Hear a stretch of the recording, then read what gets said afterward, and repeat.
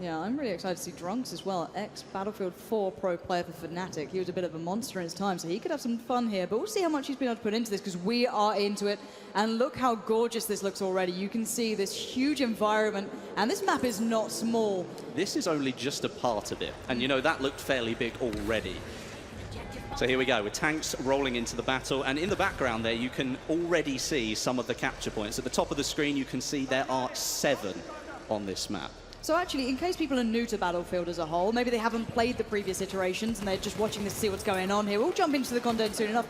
Explain to us how this game mode works so people know what to be looking for here, Westy. Okay, so Conquest is your bread and butter for Battlefield. It's like the original game mode. And, you know, you're fighting for control of the whole map. You've got various things that you need to be looking for, different capture points all over the map.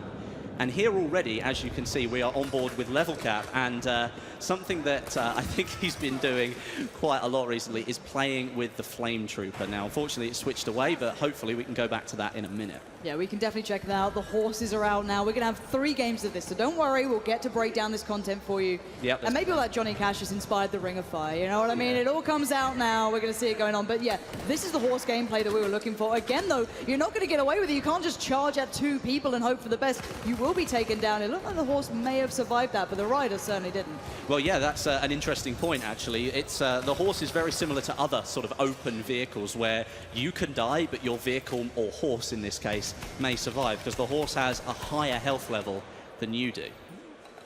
So let's take ourselves through this map as well. What have we seen so far? It looks as though we've got kind of an... Nice takedown. What we're looking at so far is some sick sniping. All right, but coming back to the point, it looks like we've got a nice little area for what may be more infantry-based battling, and you've got this huge landscape as well.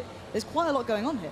If you imagine sort of like an oval shape to this map, at the top of the oval you've got an infantry section. It's almost like a little village, and we're in it now looking at some close quarters gameplay. And this really is sort of your destructible environment of the map. And there's a lot. In fact, I think there are 3 capture points on Conquest in this zone alone. So they are very close together, but they all vary a little bit. As you saw there, there's a capture point around the flag or the antenna.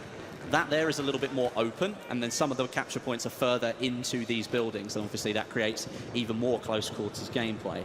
And then you go beyond that, and then you've got some of the capture points that are spread further around the edges of the map, and then you have one lone capture point right in the middle of the desert, in between all of the sand dunes. And that's one that's definitely going to be fought over with all the tanks and all of the biplanes flying over. And I'm loving the diversity of weaponry we're seeing so far. Already, you've seen the shotgun coming through, clearing out that close range where in that infantry sort of area where they really flourish, you get to punish. And it looks like we're on board with CNAs. This is not prop hunt, I can tell you that right now. So you've got to get into the battlefield and do some work. So he's going to be going for it, going with the charge here, but you can see the punish come out from the others. Already set up very well with his gorgeous rifles. Going to nick the horse and go for a ride. Why not? Go for it. It's up for grabs. You may as well take it if you can. Unfortunately, he didn't manage to get away there, but you know, that was a valiant effort. I think he deserves some credit there. Always going for the anti-tank line on the horse. That was an interesting way to try and take that one down. And so far, the horses look really good here. They look like they work with the map. They don't seem to be clunky or just out of place. They seem to be really having a purpose. However, the riders, on the other hand, are being punished. The plane crashes. This environment is absolutely beautiful. As you can see, as we take ourselves through this one, the teams are battling out hard. And actually, Westy, this is pretty close so far. It is very close, actually. Obviously, the Ottoman Empire up there on the right have taken a 5-point lead or so. And actually, we'll talk about the point system here, because that goes back to the Conquest game mode. It's slightly changed in Battlefield 1. There's no ticket bleed anymore. You might remember in previous games, if you killed a player, the score would change. Yep. And the way that the scoring has changed as well. It no longer counts down to 0, it counts up to a top value. And to remove the ticket bleed puts further emphasis on all of those capture points. You have to capture the flags in order to gain points for your team. And I think that's such an intrinsic thing with Battlefield, though. You play for the team, you play for the objective. You can't just win on your own. You have to be as one, and focusing on taking those points down is part of the plan, and taking yourself towards the caps here. And actually, let's talk through that there, because we saw the bayonet charge coming out. Now, I know some people know this, some don't. Again, you know, new viewers coming through may not realize that maybe that's not always the best idea to take yourself further into it, because maybe sprinting works out better. Can you take us through a little bit of that mechanic? Because I know you know about it. Yes, I do. So the bayonet charge mechanic, obviously it's intended to take down a player. You charge straight into them with a very sharp object. The pointy end. but it can be used in another way. And a lot of people have started using it to very quickly get themselves out of a sticky situation. Maybe they're caught in a crossfire, they don't want to be there, or there's a player in front of them, they're not ready to go. They turn around and they bayonet charge out of the way because you sprint so much faster. However, though, after that sprint, you can only walk, because obviously you've just gone for a fairly serious sprint. And you can't sprint normally after that point, and that can sometimes leave you very vulnerable. Well, we're going to be seeing that up-close action here. The melee comes out, an absolute takedown comes in. That was lovely to watch. However, the tanks are doing the major work. I think that's actually X-Factor in one of those, driving around, doing everything they can. But there are counters to this. Now, maybe new players that are going, well, how do you deal with a tank? You know, I'm just a man, but there are ways to get around this, isn't there? 100%. I mean, there are specific classes that are actually built to deal with that. And in this game, you're looking at the Assault. And something that you might notice that you might not have seen before in previous trailers or gameplay from the Alpha is that the Assault players now have access to explosives. A bit like what you might call C4, but obviously a World War I version of that. So it's more like a dynamite stick. And that's something that you're likely going to see in the gameplay today. Very up close and personal, though. You have to get close to the tank to be able to get near enough to throw the dynamite. It doesn't stick like modern explosives do, so you have to be very close and sort of catch the tank unawares. Yeah, and Stone Mountain trying to hold on here. The rest of his team was almost wiped at that point. His squad was in dire straits, so he's going to try and do what he can on the objective almost here, near that train station. Try and keep this one under wraps. You're going to see, actually, at the moment, it's the British Empire taking a strong lead, at least for now. The tickets don't reflect that just yet. And, oh, here we go. The train has been deployed. The hype train's about to come into the station here, Westy. Yes, this is actually a really interesting bit because even though it's a behemoth and yes, it's designed to change the game, it really depends on how you use it. If you don't use it correctly, then you could actually leave yourself more vulnerable. It could go very quickly indeed, and then you've lost your chance to sort of change the tide of the battle. And let's go down that route, actually, because we're going to see it in action very, very soon.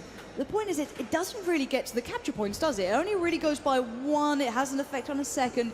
It does do damage. There's no disputing that. Here comes the train now. And yes, it is on rails for anyone else out there who wants to make a joke about that.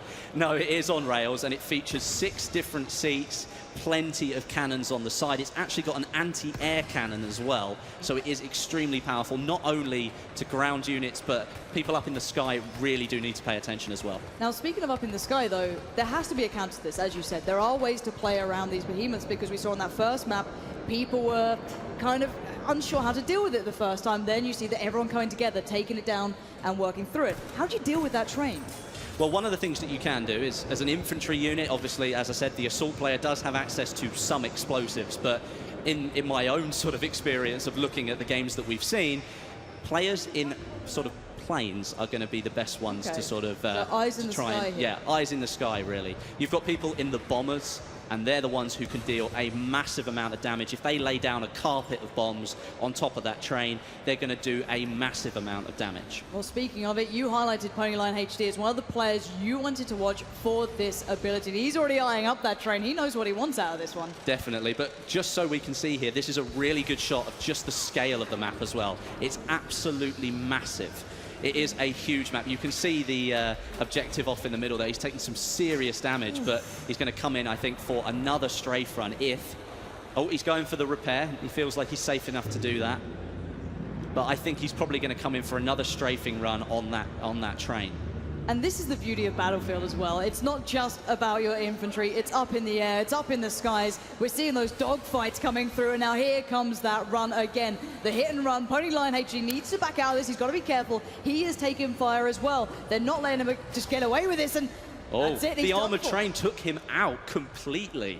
Wow, that really does show the power of that train there. That's something that you do have to note, though, is that people up in the planes may be the best people to try and take this thing out, but you leave yourself extremely exposed to everything else up there as well, because you're concentrating on something on the ground, not the other plane that's now behind you shooting at you. And also, let's bear in mind, because a lot of people get nervous about this stuff, you know, how's that going to work? Is it balanced? Is it not? Keep your eyes on the tickets. They haven't gone drastically in one favor. It's more even the scoreboard. It's meant to be able to turn the tide of the war almost, and Oh, we've got a little bit of action. Oh, he was... Cyber Wolf and whiffs the pistol Oh. shot. You're going to get punished there. The MP18 trench gun is going to deal with you very swiftly. They tried to go for like a sneaky melee kill, but it didn't quite pay off. And you know what? It happens to me all the time. You try and go for it, and then the person turns around at the last minute, and of course they're the one standing there with a fully automatic weapon whilst you've got a bolt-action rifle. So, and that again is the beauty of Battlefield. It's the rock, paper, scissors mechanic. Everything has a counter. If you're going in for the melee, you better be aware that that person could turn around at any moment, and you've left yourself extremely vulnerable. Who have we got here? This is Driftor. He's taking the tank into perhaps uncharted territory, into a more infantry part of the map, but of course he's putting a lot of power behind those infantry units there. Yeah, that's certainly going to do some great damage, but already you can still find this infantry battle going on. These buildings allow for perfect cover. The map, however, does change. The cover, it just completely removes itself throughout this battle. And again, you can see here on the ground to the right-hand Yeah. side, you can see the craters that have been formed in the ground. That could have been from a dumbfire rocket from the plane. It could have been the anti-tank grenade. There are so many things that you need to be aware of in this game, and terrain deformation is one of them. Suddenly, you might be able to use that as cover, but on other occasions, and most likely that cover has just been taken away. Yeah, It's interesting to note that that train was still going at that point, because the match has moved on a fair bit, but the train was still there, plucking away. And look at where the flags have been capped here. Let's keep that in mind. Only 2 are secure, 1 for each team. So at the moment, it's actually fairly even. Both teams going for different objectives, both running at the same time. You are seeing the covering fire going down, the suppression coming into the place. That flag is so contested right now. They're doing whatever they can. And at that sort of range, you're not going to have the best of luck with that sort of weaponry. And well, you're not going to have much more luck if you do that. That says accident. I'm not sure what happened there. A little backflip. It didn't go well. We're still running in favour of the Ottoman Empire here, but the gap is only 10 points. And as I said, kills don't count towards that score anymore. So there is a lot of frantic toing and froing around these flags, but now you can see that the British Empire now have control of, I think... That's a 4 lockdown at least. That's a 6 lockdown now. It's about to be. It's about to be 6 lockdown. And as you can see, the British Empire catching straight back up now, reducing their lead. And this is really where Battlefield can completely change in just the blink of an eye. And at the moment, the Ottoman Empire only clinging on to 1 point. That is not what you're going to be seeing. And actually, let's talk a little bit about this sniper rifle as well. Let's talk about what we're seeing here, because you see people talking about zeroing, which you didn't necessarily see in that one, but bullet drop's a thing in this. It's not just your out of the box kind of easy shooter. This is tough work. Yeah, you've got the bullets that you fire do actually travel across the map. They take time to reach the enemy that you're firing at. You've got bullet drop and bullet drag as well. For people who don't know what bullet drag is, that's where... Oh, look at that for a roadkill. That was fantastic. That was actually either a really good bit of skill or something extremely lucky. Either way, it was a cool bit of footage. Look, no luck, just skill, 1 shot, 1 kill. All right, that's what I cling to, and I will always stick to that, Don't be a naysayer, or I'll have to bring out the horse puns, okay? But we are seeing still this back and forth going on. At the moment, the British Empire have turned it round towards more of their favor. However, the clock is running out here. We're down to 1 minute, actually under that. These are the final closing moments. If the Ottoman Empire doesn't come back into this, they could be done for.